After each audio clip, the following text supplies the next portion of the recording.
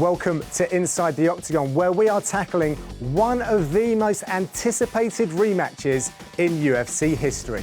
John Gooden, Dan Hardy, excited to have you with us. So it is finally here. The rematch between the light heavyweight champion Daniel Cormier and Jon Jones is finally set for the main event at UFC 214.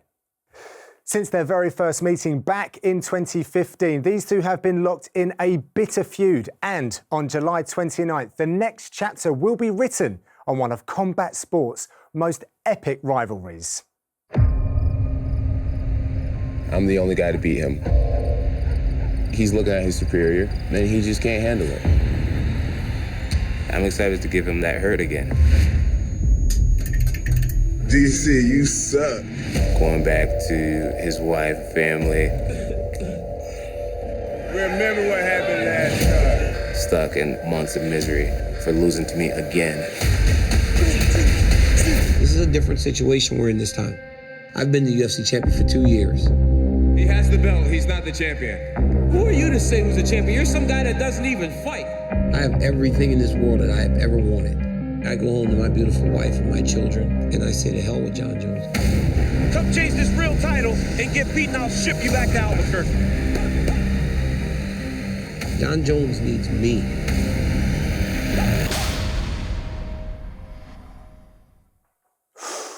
Ooh, it's hotting up. Well, they first met at UFC 182 back in March 2015. That is going to be our starting point. We're going to take you through a timeline from there. Dan, let's have a look at that epic battle when they first met. OK, so there was a lot that happened in that 25 minutes. I've tried to cut it down as much as possible, but I don't want to neglect anything. So the first thing that is worth talking about is the fact that there was so much animosity, even going into that first fight. You could see the amount of security around them at the face-off, all the commissioners standing around.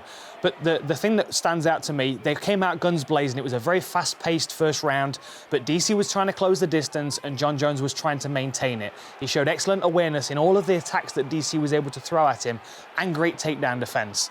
You know, even in the clinches here when they're trading, Jon Jones was very good at keeping his head out of the way, and this was huge, the first takedown of DC's career. But let's listen to what was said in the corner when they got back. Let's get some deep rest.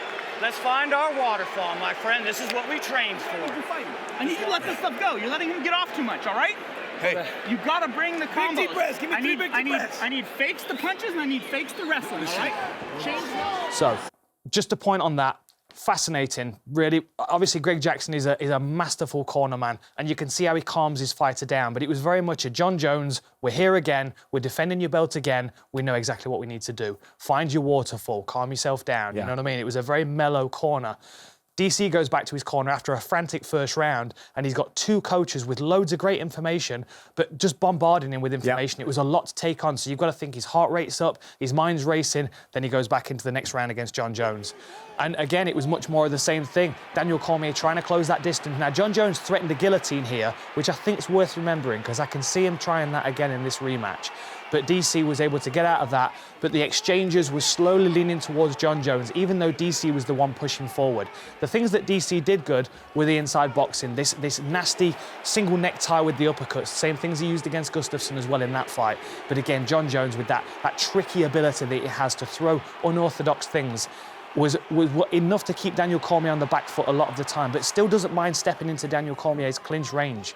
Again, look, closing that distance, single necktie, big, powerful uppercuts from the right hand is what you would expect. But Jones just looked comfortable all the way through the fight. He didn't really look too pushed by DC.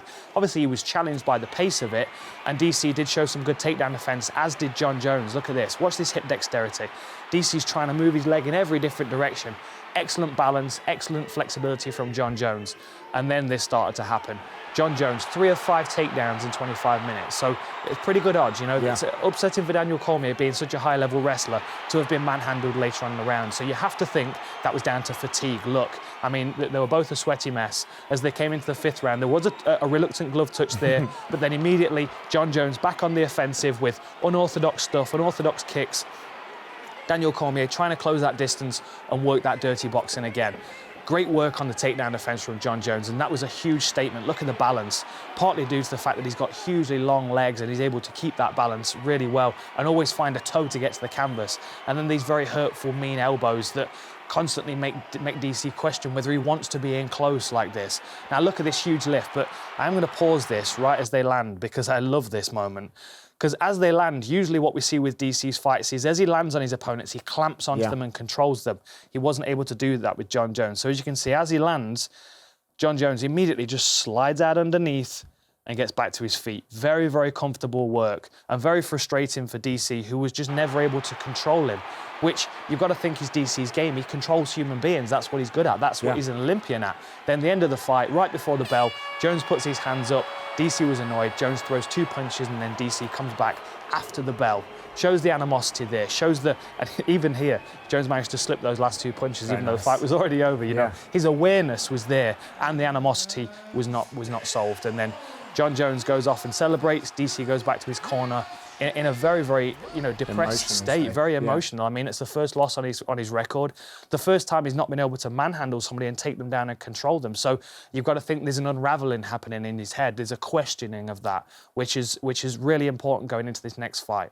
OK, well, the next stage was the stripping of Jon Jones of the title. And at UFC 187, DC stepped in to face Anthony Johnson, and therein begins his reign. Yes. And there were 4 fights, 3 title defences. So the first one was Rumble Johnson, who's a immensely scary individual. And look at this. See, able to take him down and control him on the floor. What he could do against everybody else but Jon Jones. Really mean ground and pound, slicing elbows there, opened up Anthony Johnson there, and that was when the questioning started to come into Anthony Johnson's mind. And then the ground and pound, those short tappy shots, which lifted his chin up, and he slid the rear naked choke in and got the tap. And he walks off with the belt, and Jon Jones is sitting at home watching, obviously seething inside, you can imagine. He comes in next to face Gustafsson, and I just want to point out that this is important because Gustafsson gave Jon Jones his toughest test. Yeah. So Daniel Cormier got in there with Gustafsson with the intention of making an example of him as a message to Jon Jones, who wasn't available for competition. So the first round comes out, DC picks him up, spins him in the air, and same as usual, as he lands, watch this, DC lands on him and clamps down in him and controls him, pacifies him, doesn't allow him to scramble and to continue trying to get out of that situation. Same thing again, the single necktie with the uppercuts, much more effective against Gustafsson than they were against Jon Jones. But slowly wore him down. It was a tough test again, but it was much more of a one-sided fight for DC than it was in the Jon Jones fight, I would say. Much more competitive when they faced off. Now, we had the Anderson Silva fight at UFC 200. That was a 3-round. It wasn't a title defence. His next title defence was a rematch against Anthony Johnson, who had then stormed through a whole bunch of other contenders before he found himself back in this position. Same thing again. Finds his way to the back, pulls the chin up, slides the arm under, and chokes him out again. You know, you've got to think that there were 3 really standout performances, as well as the Anderson Silva win, which, is a great win on anybody's record. But you just can't. I just never felt like DC was satisfied. This was interesting after the fight where he's pointing at Jon Jones outside. The whole arena is full of people. He's just defended his belt. He's just beaten the #1 contender, and his whole focus is on Jon Jones, who's not even eligible for competition. It shows you where his mind's at, and it shows you that he doesn't value that belt as much as he would if he'd taken it off Jon Jones. Yeah. So that's the opportunity he has in front of him now. OK, the next stage, 197. Jon Jones steps in, his return. He fights OSP. Daniel Cormier was in commentary on that night. Now, when we were going through this, Dan, you said something very interesting to me. You said, I don't think Jon Jones was really pushing himself because he didn't want to show DC what he was all about, how he had evolved. Yes. A little controversial, I would say. But if you put yourself in Jon Jones' position, he knows that Daniel Cormier is sitting in that commentary booth watching him, paying attention. I'm sure that he saw that as an opportunity to study Jon Jones before he actually stepped in there and got a chance to fight him again. But you think he was holding back, which I find fascinating. Well, if I was Jon Jones, if I was in that position, I don't think he felt particularly threatened by OSP. I don't think there were many things that OSP brings to the table that are really going to trouble Jon Jones. So the first thing that stands out is that it was a 5-round fight. Yeah. I don't think that Jon Jones would have allowed him to get to 5 rounds had it have been a regular title defence for Jon Jones. Okay. And there were also moments where you kind of feel like Jon Jones could have stepped out a third gear and just picked the pace up a little bit, and OSP would have fallen apart. All right. And he just didn't. He kind of held back a little bit. Show us what you mean. Well, We saw the regular Jon Jones. We saw him do the same things that we've usually seen him doing, the oblique kick to the knee, the spinning attacks, all those unpredictable things that, you know, that we see from Jon Jones, but there were no new attacks. There wasn't anything unusual, anything that we'd not seen him do before. All of this stuff were the techniques that he'd used to defend his belt several times, to win it and then defend it several times. So I also think that there wasn't the investment in this fight for Jon Jones. He wants to fight DC, he wants his belt back. You know, I mean, these were all just statements for DC, really, just reminding him that he can take him down, reminding him that he can manhandle all these big, strong, powerful athletes. I mean, OSP's a top contender in this division. He just threw him around. It was a very one-sided fight, and this is interesting. I'm here with the winner, Jon Jones. Welcome back. Thank you so much. Hey, I don't think I want that belt. It's not the real belt. I want my actual belt back. He wants his belt back. He wants his belt back. That's not the real belt. He's not interested in that. The interim title is no value to him because it's not about the belt at this point. It's about beating Daniel Cormier because he didn't lose to Daniel Cormier. In his head, he's still the champion. He got stripped because of his extracurricular activities, and DC capitalised by finishing Rumble Johnson and taking the vacant title. So Jon Jones now, all he wants to do is step back in there and face DC. He wants to get in there and take his belt off DC. Yeah. That's the most important thing to him. If you are right, that is mind-blowing. It's scary. It's super scary. It really is. OK, so we're getting closer to present day now. The next time they faced one another in a competitive sense was at the summer kickoff press conference where it all got a bit crazy. Very heated. Know? We have a time and a date. It is going back down. And this is what came up. Talk us through it. Yeah. Well, you can see as they were walking on stage, the amount of security around them. Here's security Steve here, making sure he's got the whole situation locked down. Sean Shelby's already on it. He knows that there's some stuff going on here. It's like he's the referee. He's trying to make sure that this doesn't kick off too early. But interestingly, 2 security with Jon Jones and several people around Daniel Cormier. You could tell who was the most fired up in this circumstance, whereas Jon Jones, he's standing there and he's saying, remember last time. Remember what happened last time, reminding him how emotional and how difficult it was to lose in the first place. And Jon Jones reminding him that that's not the real belt. You know, the real belt is the one that Jon Jones had relinquished. Yeah. You know, you've got to beat the champ. Yeah. And I think Jon Jones always feels like he is the champ, whereas DC is making the most of this opportunity to keep poking at Jon Jones and try and get him riled up, try and get him reckless. Yeah. But this is genuine. I mean, you know, I spoke to the security guys. When the curtains were closed and they were seating the athletes backstage, they were still trying to get at each other. The chat was going on. Backstage afterwards, they're still trying to keep them apart. This is a very real thing. And this is not going to be a feud that's going to be ended after this next fight. This will be a continue. This is a Nigel Benn, Chris Eubank situation. Yeah. You know, they're going to hate each other for the rest of their lives, purely because of the impact that they've had. Yeah. But the one thing I like DC said in the promo, Jon Jones needs me. And I have to agree with him. I mean, this rivalry is really what is making both of these athletes so special in this moment. Yeah. One last footnote to that. I have to disagree with you. Security Steve, who was holding Jon Jones back, worth 5 men every day. Oh, easy. Right, let's bring this right up to present day then. Let's take a look at the facts and the stats and see what we are dealing with, because Daniel Cormier has been adding to his stats, but God, this is just such a great matchup. Yeah. Well, should we get into like a highlighting party just highlight round? more, Let's do it, because every single one of them is worth a discussion, right? Well, yeah, greatest number of significant strikes landing in light heavyweight history. Highest takedown defense in light heavyweight history. Massive when you're facing an Olympic wrestler. You know, most wins and finishes in modern light heavyweight history. But when we look at the physicality, this is what stands out. A huge reach advantage. The only person that rivals Jon Jones's reach is Stefan Struve at 7 foot tall, which is absolutely ridiculous. Yeah, it is. You've also got to think his age is on his side. Daniel Cormier knows this is probably his last shot. You know, if he defends the belt, he's going to have to rematch Jon Jones one more time because we're going to want to see it. If he loses the belt, the likelihood is he might not get another crack at Jon Jones. So there's a lot at stake for DC here. The other thing I want to point out is the record. So let's look at this.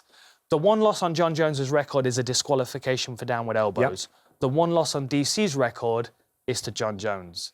So DC doesn't have one over on Jon Jones, even though he's got the belt over his shoulder. Jon Jones is the one that's winning in this equation so far. So, I mean, I've got goosebumps. I wish it was right now, this fight. I cannot wait any longer for it. I'm so excited. Well, we're not far away from it, Dan. And talking about that and time then, and Jon Jones being away, he is not just creative. That's an obvious thing to say. He's inventive. Yes. He's coming up with stuff all the time. And actually, to your point, if we didn't see it in the OSP match, maybe it's because he's keeping it back for this very occasion. Now, I haven't seen a great deal of his footage being leaked.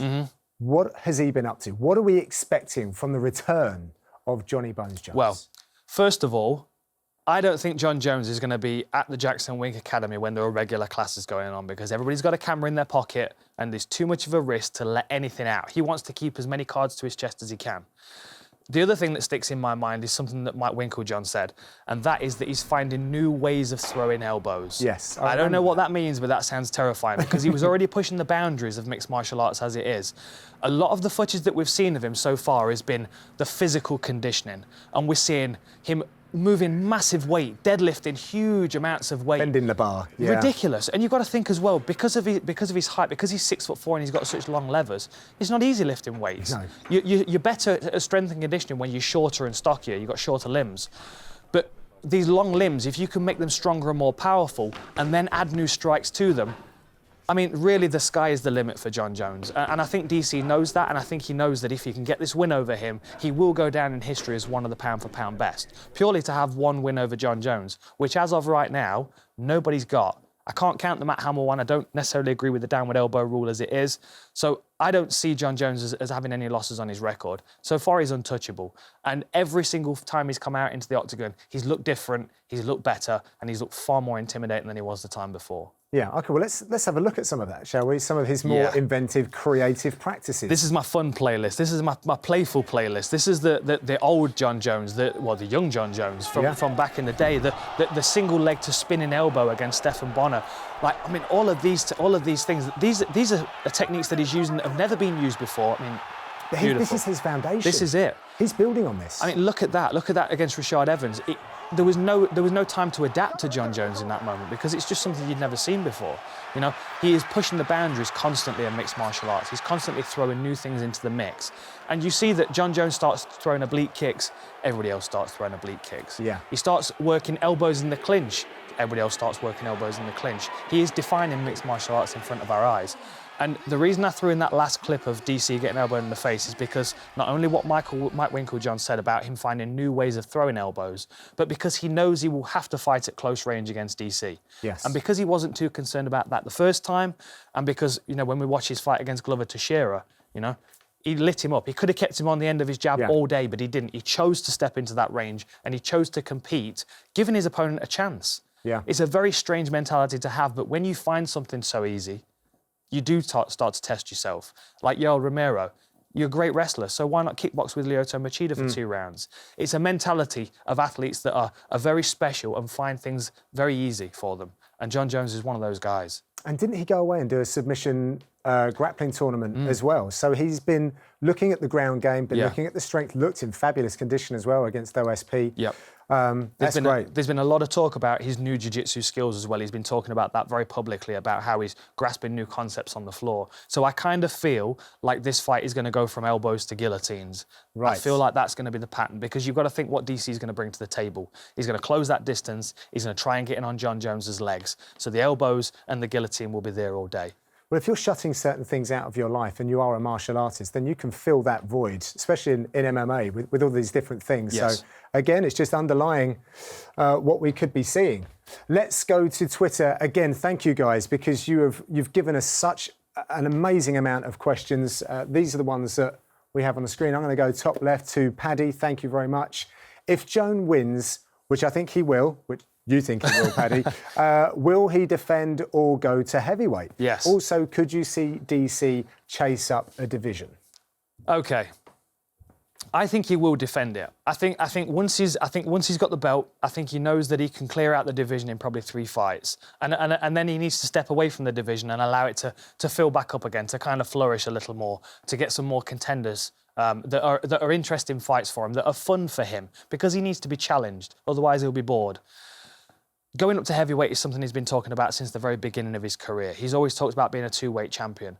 So you've got to look at the heavyweight picture right now, and I don't see many people that would be an easy win You know what I mean? When they step in against Jon Jones, they're not going to have it easy. Jon Jones can test every single heavyweight, including the champion. Yeah. And because of his physicality, his height, his stature, his reach, he's not going to be undersized at heavyweight either. You know, he can fill out those legs a little bit, and he's going to be much scarier. So the nice thing is that he's so early on in his career, he's still so young, and he's still finding things to add to his game, which means that, well, my personal opinion is I think Jon Jones is going to redefine what it is to be a mixed martial artist in the coming years. And I think that we're going to see the best mixed martial artist on the planet when he faces DC. And if DC can get the win, a credit to him, because it will be a massive win on his record, the biggest one of all time, and a good time to hang up and pick up the commentary headphones for sure. OK, right, let us go More back. questions. Ask me questions.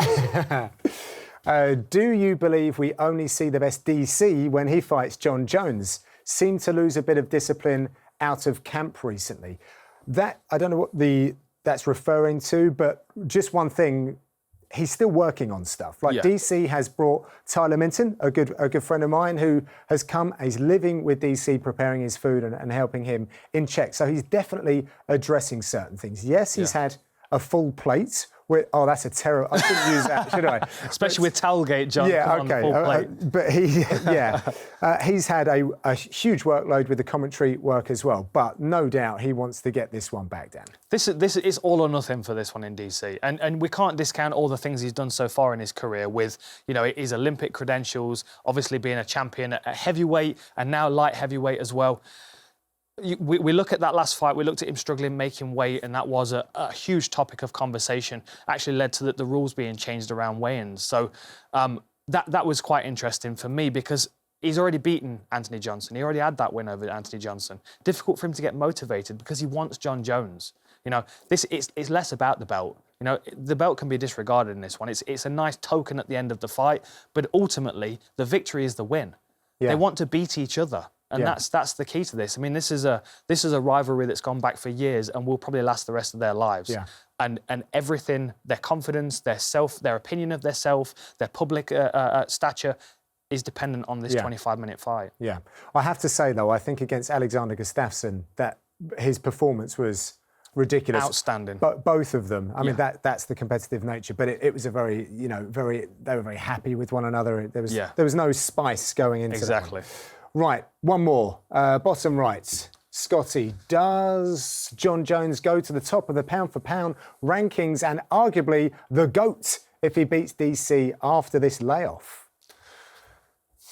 What do you reckon? I don't. Got to push you for an answer. I don't think we can keep him off the top of the pound-for-pound rankings. You know, he was sitting at the top of the pound-for-pound rankings before the belt was taken away.